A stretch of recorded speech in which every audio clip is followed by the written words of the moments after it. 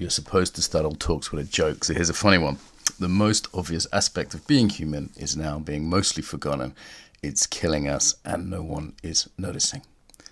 The most obvious aspect of being human is being forgotten. It's killing us and no one is noticing.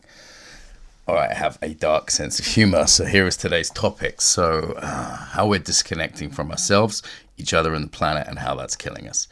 The core mistake at the heart of all Western education, mainstream and mostly alternative too, why the normal view of intelligence is actually pretty idiotic, and how we can use the most underrated form of our intelligence that we have access to at any time once we wake up to it. Really, I'm just talking about being human, which of course begs the question, human as opposed to what? Well, as opposed to a ghost. Well, yeah, kind of. A disembodied head on a stick. To misquote Ken Wilber, most of us have long ago lost our bodies, and as a result, we're losing our minds. These things are inseparable. I'd like to lay out the insidious cancer of disconnection and disembodiment for you to have a look at and offer some potential solutions to that. So let's start with me as a kid. You're supposed to do stories, right? So I grew up in inbred British countryside, think like Alabama, but with more tea.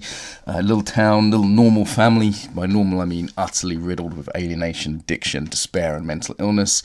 The exceptional thing about me as a kid is I was clever, was really clever. I was told I was a genius and had an IQ in the top 0.01%. That means one of every 10,000 kids. I sat in chairs, however, unmoving in school with this big brain of mine. I was so bored, I snuck Camus and Nietzsche into class, started fights for entertainment, and sniffed solvents in exams to make them more challenging, which will make tests more challenging for the record. 14, I took hallucinogens and I also fell in love. I had huge mystical openings from these experiences that made me skeptical that I was being told the whole truth by the education system that I was in. But the problem with these big state experiences is how to integrate them, particularly at that age. I didn't have any framework for that. And, by 17, I was absolutely heartbroken and depressed from the come down from these things. I was unable to maintain a relationship with beautiful teenage Sally, long dark haired, sweet, quiet, introverted, wonderful English girl, still a friend. I was drug addicted. I was alcoholic, drunk every night, couldn't sleep without alcohol. I was drug dealing, checked with my lawyer, and apparently, I can just say that, apparently I can't get in trouble. So if the police are listening to this, bad luck. I was also deeply, deeply suicidal. I was being told by everyone around me that I was incredibly smart, but I was incredibly miserable. I was debating to go the route of my cousin. His mother had killed herself because she was schizophrenic, and that wasn't well handled. And he was raised basically as my brother. And he was my hero until he sucked the tailpipe and killed himself too. Later, my dad would try twice, and currently there are at least 3 members of my immediate family on antidepressant medication. So essentially, the suicidal thing for me was a real option. I was born with a gun to my head, is how I look at it. Holding a gun to my own head.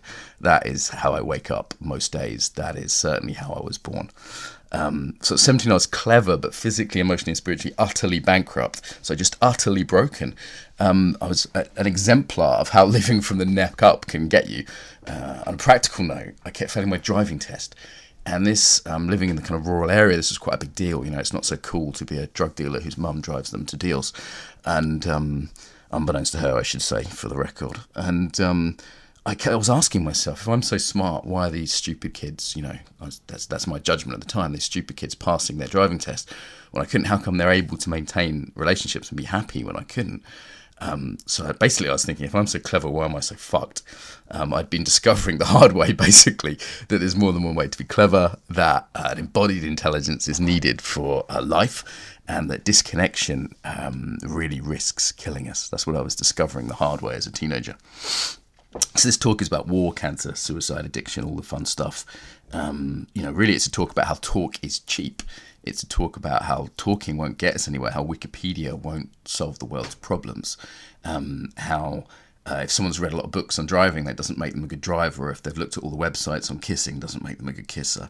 So really, it's just a story and a rant and some poetry, so I hope it's useful. And by the way, my name's Mark Walsh. Hello. It's nice to see you. We're all in this together. You can't see me, but when I say that, I'm touching my own body, which is also, in a way, your body, the big body of the world, and the bigger body of the environment. So my own story is really one of failure, but it's not just my own failure, it's the failure of Western civilization. Now, before I kind of critique Western civilization, I think I should give it its due that Western civilization is, in my researched opinion, the best one there's ever been. I would rather live at no other time in history, and would you? This is why people want to come to the West. By that, I include other developed nations that are influenced by Western culture, not just Britain and America, for example. Include Japan in that, for example. Our culture is magnificent. It's not just technologically superior to anything that's been before. It's actually morally superior. I know this is going to offend the kind of New Agers out there, but other cultures did not ban slavery. Other cultures did not even try and have rules of war. And while we're far from perfect in many of these areas, the fact that we care about things like sexism, homophobia, racism, these things, no one cared about these things before. If you're in a Greek city-state, the other people were just barbarians. If you read the Old Testament, there's just raping and killing on a massive scale, and it's not a big deal. So Western civilization and the developed world generally is magnificent. And there's a really big and here, it's also really fucked up. Like, Western civilization is the most suicidal, most medicated, most drug addicted, most despairing culture I think that there's ever been. And that's quite something, isn't it? Like, if you look at the rates of all of these things, like mental ill health, addiction, suicide, the sort of hard indicators that exist, and some of the softer ones of alienation, disconnection from feeling part of the world, you'll see these things just increasing, all the hard and soft data over the years. So we're doing something really wrong, and I'd like to suggest that the body is a big part of that. I'd like to suggest that the body is a big part of that. So our subject today is the subjective body. The body is I, not it. So maybe as you're listening to this, you could notice yourself. How are you? What is the manner of your being? That's what embodiment means. How are you? We're not meat. This body isn't meat. This luminous substrate is how we think, perceive, feel, relate, act, live. It's spirituality and politics. I never saw someone lead a company without a body. I never saw someone fall in love without a body. I never saw someone parent without a literal body. And yet, people are trying to do these things daily as if they had no body. And there are dire consequences to this, really dire consequences. So when we look at a body, what am I talking about then? So, not just a kind of brain taxi, as Francis Bryce say, but a partially solidified set of habits. So when you look at me, if you were to look at me now, you'd see history. You were to look at everyone that I'd ever loved and lost. For example, you would see beautiful Sally. I fell in love with as a teenager. You would see my dead cousin Jason. You'd see the nights my dad was dragged back drunk and covered in piss and puke and threatening violence. You would see that in my manner if you knew what you were looking for. That's all there. If I look at my hand now, that's not just a thing, that's a part of me. And you can try this at home. Your hand is a part of you. It's loved, it's held people. It's not just like a device operated by this little man in my head. This hand punched that father out cold before it ever held a woman. This hand held my mother's hand in hospital while she was lying there for yet another spinal tap as the doctors tried to figure out if the tumour would kill her or not. This hand reached into my niece's crib when she was born. She was born kind of messed up genetically, so she had like a hole in her face and all tubes and wires and shit. She wasn't in a good way. And she held me via my finger. She grabbed my finger. Now that, on the one hand, is just a reflex, right? But there's also something else there, that she was grabbing me, not just my finger. She was grabbing me. And she was saying, have you got me? And I was saying, yeah, you're going to be okay. You're going to be okay. We've got you. Me and your mum are here. We've got you. Yeah, it's going to be okay. That's what babies need. So when you hold a baby. You don't hold a blob. And the baby holds you. So it's a bit abstract. Some of you may be kind of wondering what I'm talking about at this point. So simple way to look at this set of habits, what Stuart Heller calls the bureaucracy of self, is cross your arms. Just cross your arms. And then cross them the other way. It feels weird, doesn't it? So with the arms crossed, assuming that's not just physical, like, you haven't broken it or something, that's just a set of habits you do with your fingers, crossing, putting your fingers together too. The thing with bodily habits is they create futures because they're influencing how we see the world, how we feel, how we act, our personality, even they're creating our personality. It's not just body language here.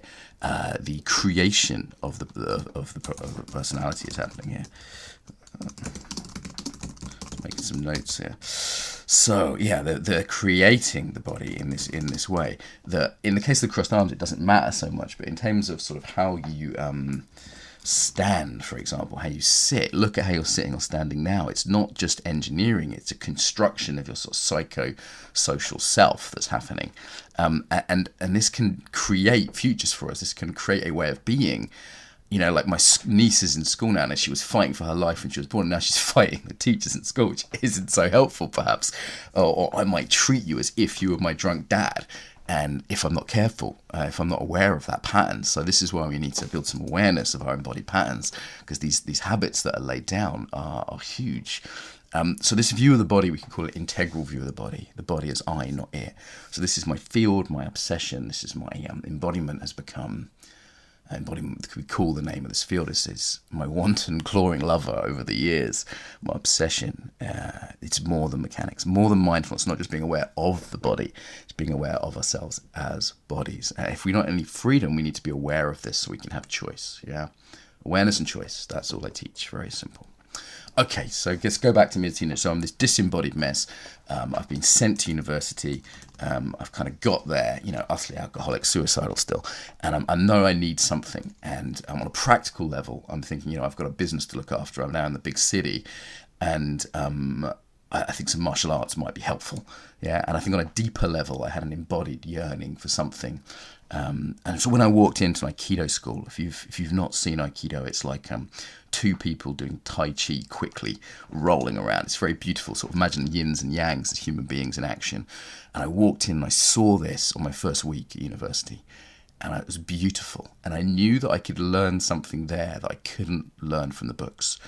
I didn't actually go into the library at university for the first year, I don't think, because I didn't think there was anything much to learn there anymore. I'd already read the library of my sixth form college, for example. I'd literally read every book in that library, and now I was really there ordering books from Cambridge University to get to supplement what because I'd read everything there, and that hadn't helped. But I saw Aikido and I thought maybe there's something in this martial arts business that would help. And it could have been, climbing or yoga. I had a good friend who was a caver, and there's other possibilities there, but it was something that looked bodily and real. I saw people centering in stress. I saw the body as more than appearance, and it was beautiful to me, and it sung to me, and it spoke to me. And I listened to that embodied voice that said, you need that. Yeah, you need that. And I just kept training. I dived into it fully. That's really what I did at university rather than the psychology degree I was supposed to be doing. It was natural to bring the psychology together with the body work. And again, that's another definition of embodiment, the movement psychology or body psychology. Again, we could ask back to how do we get into this mess? Why is Aikido or yoga or conscious dance, fire rhythms, why is that necessary now? Like what has happened to us? A quick history lesson of the body, the objectified body, the body as thing. Yeah. Obviously, there's a sort of traditionalist worldview which says that the body is sinful and needs control. And there's actually some beauty in that, but what that can really lead to is a repression and denial of our bodily selves. The body is a wild animal in need of control. Oh, you may think you're pretty positive about the body and not sort of uptight kind of American Christian from the Midwest or something, but actually I think most of us aren't, to give one example, very sex positive. I used to think I was pretty groovy about sex until I heard a American colleague of mine stand up and she just said, I love cock. I love sucking cock. I love a big cock. I love a cock in my pussy. And for like 5 minutes she talked about all the cock she loved.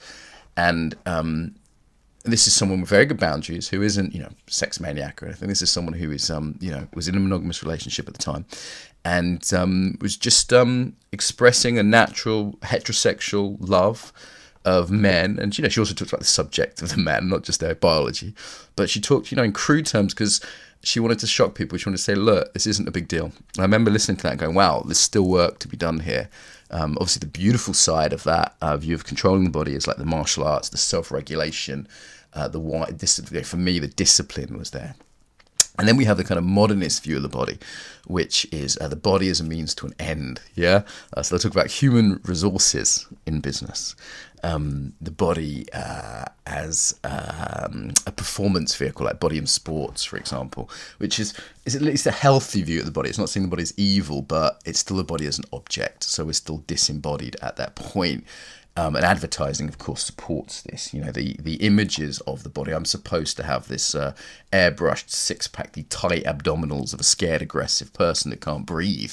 When I look at adverts, I just think, how dare you? How dare you reduce this temple and playground and party to me? How dare you beg my fucking forgiveness? Is how I think. That's what I think when I see adverts.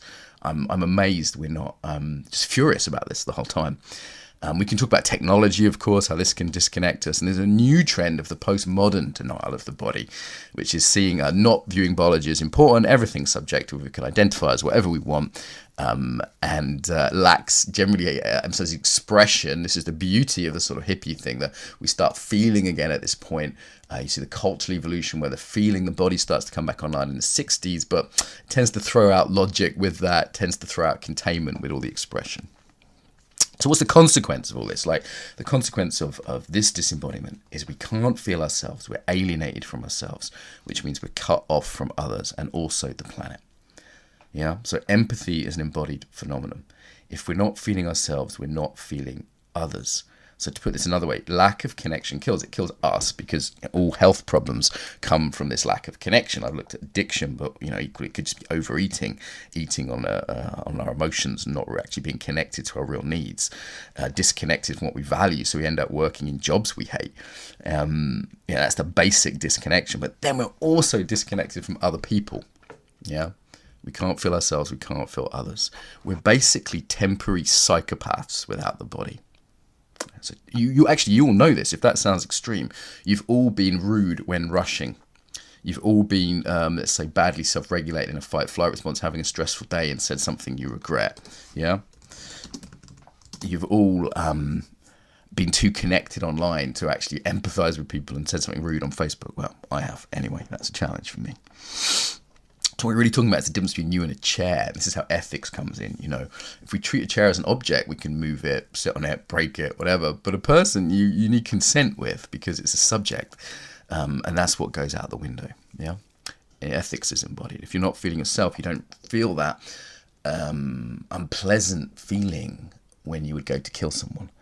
Now, I don't have any small children for you to torture and murder here today, but if you even just imagine a baby bunny rabbit, a little cute baby bunny rabbit, and then squeeze it to death, notice what happens in your body. There's a contraction. It's unpleasant.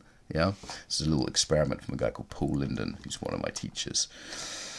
Okay, so on leaving university, I remember going to the careers fair. So this is the where everyone gets together at the university to sort of all the different companies are there, and they're trying to say, hey, come to our management training thing after you graduate. And I went there, and I distinctly remember just feeling utterly cold by everything that was there, and leaving in tears, actually, just going, none of this speaks to me. None of the world of work speaks to me, because it's just isn't in contact with its values at all. And I think that's how many people feel about the modern workplace. And, you see companies doing things to improve on that, but we've got a way to go. Yeah. So what I did is just threw myself into fun stuff, working with kids, outdoor education, running around the world, especially Aikido. So I went to live in various Aikido dojos around the world. Some of these weren't very exotic. Like one of the main ones I stayed in was in the West Midlands of the UK, think sort of Detroit, not Tibet. Yeah, so I'm in there, and it's a tough traditional dojo, and my dojo mate is a guy called Pietra, Polish Pete, we used to call him, and he'd hitchhiked there. He's one of the sort of early EU immigrants. He didn't speak English at this point, and we lived together, and we suffered together, and we trained hard together, and we ate bad food together, and there wasn't even showers, so we're like washing out of a bowl with cold water late at night in this cold-ass dojo, and we became the best friends. We became very close friends. And actually, you don't need language to make great friends. You know, so if you've got a dog, right? A dog doesn't speak your language, but it can still connect.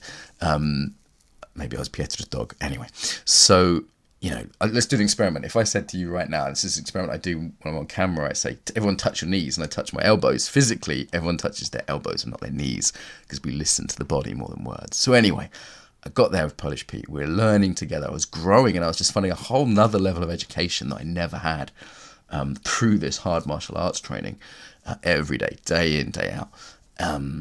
And we just became very close. I ended up being best man at his wedding with a beautiful girl called Kasia, who we married. Sweet girl, sarcastic but sweet.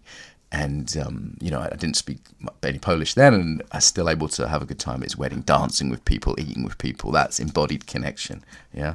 Embodied connection. Okay.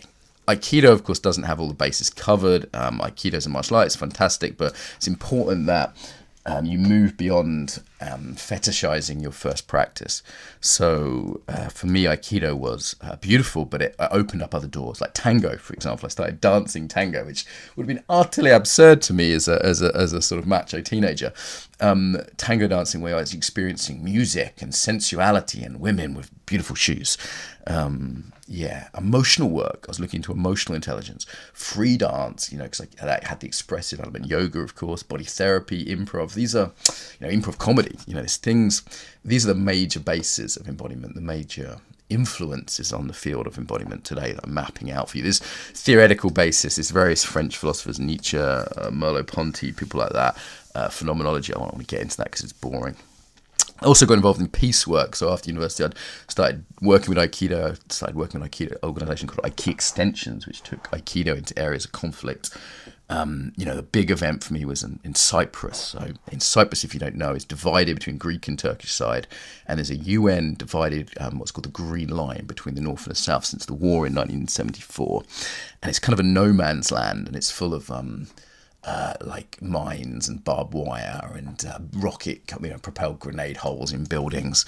It's, you know, hot and dusty. And in Cyprus, I was at this event where we're bringing people together from different areas of conflict who hated each other.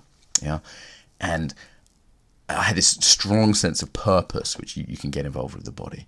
And I saw people sit down with each other and say, "Listen, I've been taught my whole life to hate you, but we really need to talk. We really need to talk." And the Aikido teachers be able to say, okay, let's train together, let's bond through that, and let's give people tools for self-regulating so they can actually have the difficult conversations, which I think is much needed in politics today. It's kind of the war of politics today. I also saw some leaders there, someone called Richard Strozzi Heckler, someone called Don Levine, and I saw leadership presence. I saw that leadership wasn't just about what you said. You know, later working in business, I'd say it's not just the MBAs. I was also got fascinated in cultural embodiment at this point. You know, like I've been traveling the world teaching embodiment my whole life now, and since this point, and I've taught in 30 or 40 countries, and it's fascinating to me how you can see how people are different. You know, you can see embodiment. I mean, of course, there's individuals and there's other factors, but there's a definite cultural embodiment. I remember once being on the beach in Mallorca, and there was a guy doing Thai massage, and he was walking around, and he could tell immediately if someone was Russian, English, German, Dutch, Swedish. They're the main nationalities, and even though those nationalities all look physically similar, we move different. Yeah, we're all just there on the beach, you know, not dressed pretty different. And this guy's a Thai guy, was like a body reading genius. He'd just say, "Hey, Sweden, hey, England, or Privyet," to the Russians. And I thought, wow, this guy's able to read cultural embodiment. And I started seeing that too. You know, like I lived in the slums of Brazil, and I was living above a nightclub, doing Aikido every day, working with kids in the slums, dodging bullets from gangsters. You know, it's pretty rough in many ways. But Brazilians have this way of just enjoying life. You know, I remember sitting there, my mum had came to visit for Christmas, and we'd taken her out of the slums because it's too dangerous. And we were sitting there in a nice restaurant with my then Brazilian girlfriend. And she's eating a piece of mango, and she's just groaning in pleasure, and her head's fell back, and the juice is like running down her chin onto her breasts, and she's like, "Oh, Marky, you have to try this, it's so good." And she's like groaning, and me and my mum are just like uncomfortable, you know, because I'd never really seen anyone even enjoy food like that before. Even if you'd asked me, do I enjoy food? I'd say, yeah, I like food, but I'd never seen that full enjoyment of embodiment before. Equally other cultures that I've spent time with, like Ethiopia, the Russians I've spent a lot of time with now. It's a pretty different embodiment out there. And, just an individual approach to psychology is going to miss this. Also got involved with a lot of work in areas of conflict. So I've been out to Afghanistan, Sierra Leone, for example, seeing the effects of the body on trauma, essentially. You see the hyperarousal, how difficult it was for the soldiers from Sierra Leone I was working with to meditate. How, as one person said to me in Afghanistan, people get angry so easy now, Mark. And I went, yeah, that's bodily, that's physiological. That's the long-term effects of a traumatized society. There's soldiers now about to go to Afghanistan who could have been conceived just before Afghanistan was invaded, or Iraq that time. Yeah, that was 16, 18 years ago. That's crazy. We've been at war for so long with these places. 2 days before I was married in the Ukraine, I actually met my wife working with therapists working in the war between Ukraine and Russia.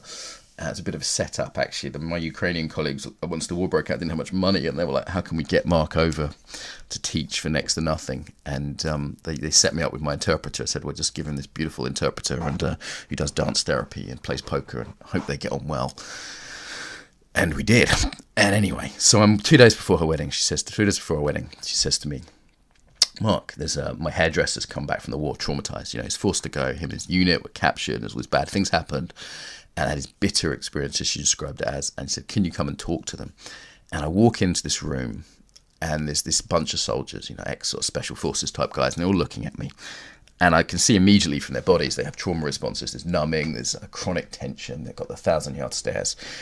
And I'm thinking, okay, these guys, been through some shit. And they're looking at me, like, have I been through some shit, And people in that situation are pretty good at checking that out. And, I hadn't been through experiences as much as them, but I'd been through enough shit that they could tell immediately that I'd got their attention.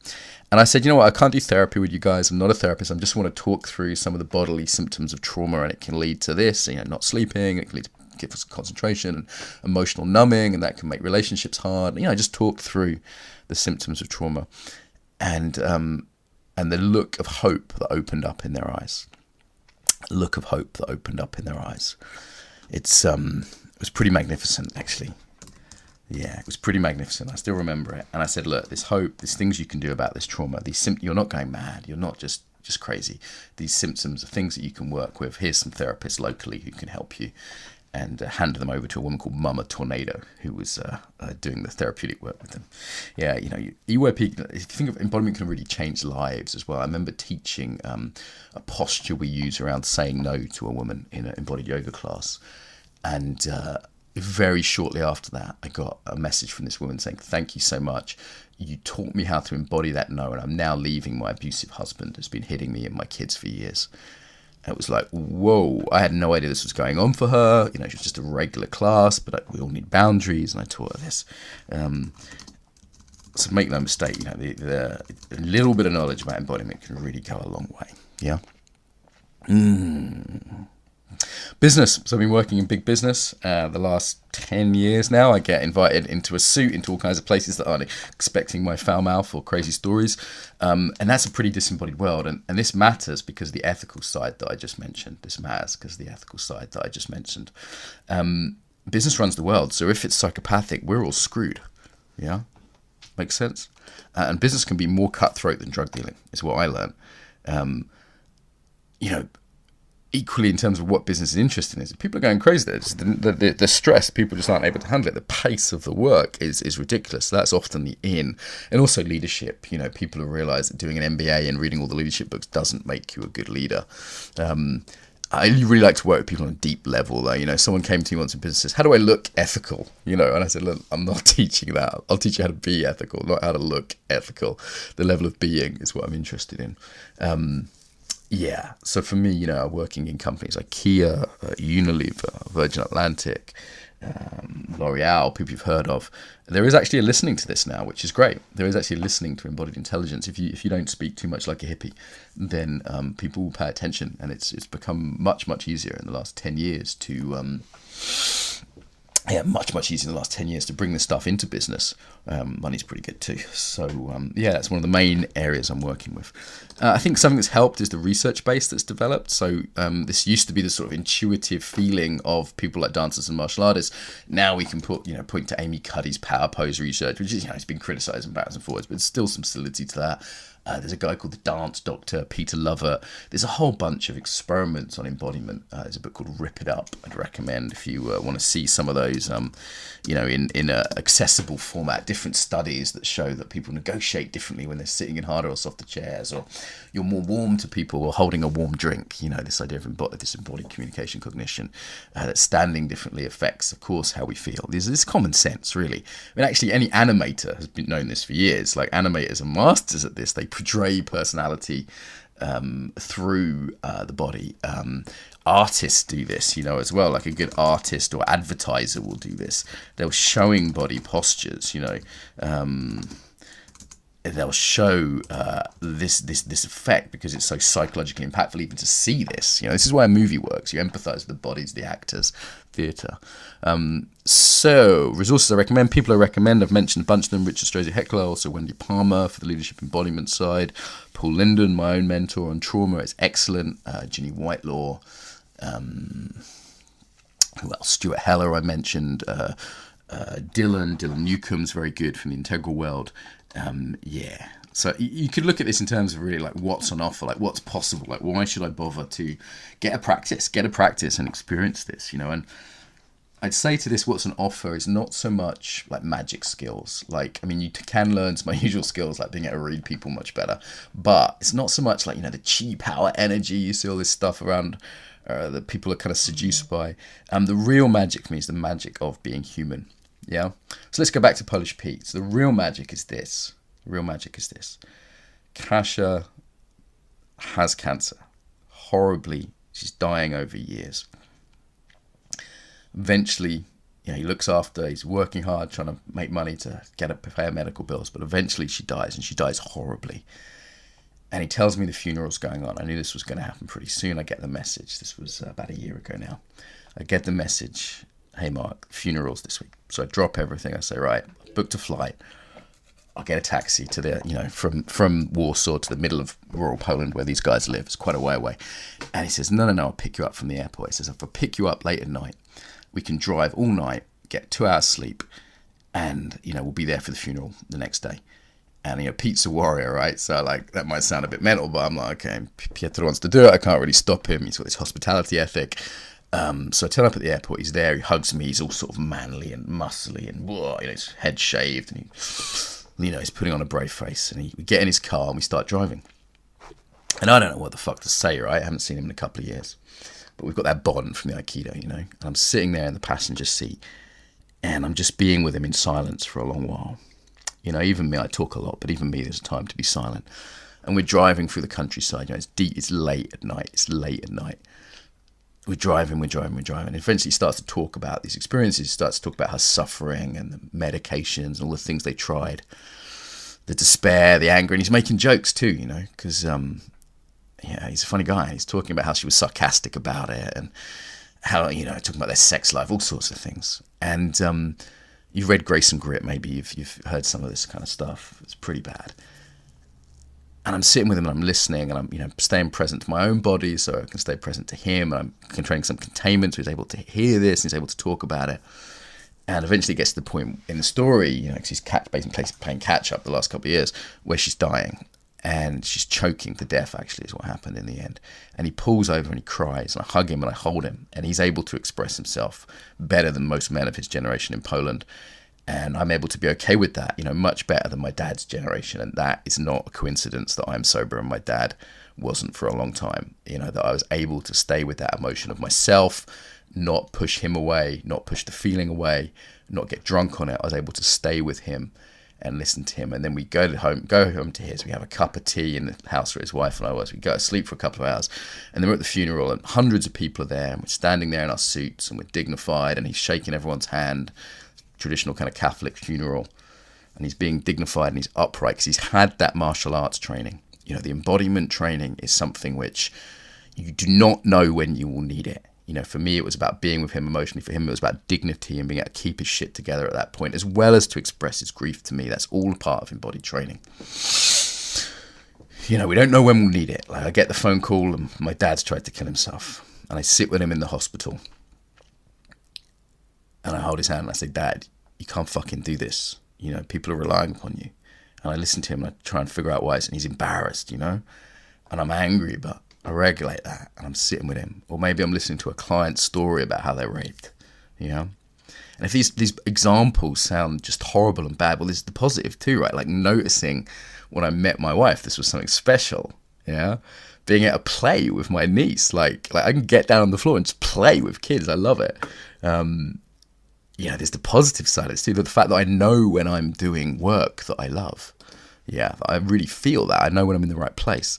So this story I'm telling you is not so much one of despair. It's certainly not one of despair, and it's not one of even of redemption, because there's a constant ongoing challenge and failure and flow to this. I get caught on Facebook and into my head and forget about my body and say something stupid all the time. Those of you who follow me know that. So this is the embodiment of daily life. Like, am I overeating? Am I overworking? Because I'm tired. This is what I think is the magic of embodiment. It's the humanity of it. So embodiment is not the solution to all the world problems, but disembodiment is a part of many of the world's big problems. So the body needs to be part of the solution. I'd like to say thank you to Jason, to my dad, to Kasha, rest in peace. And for the rest of us, we are not dead yet. Thank you.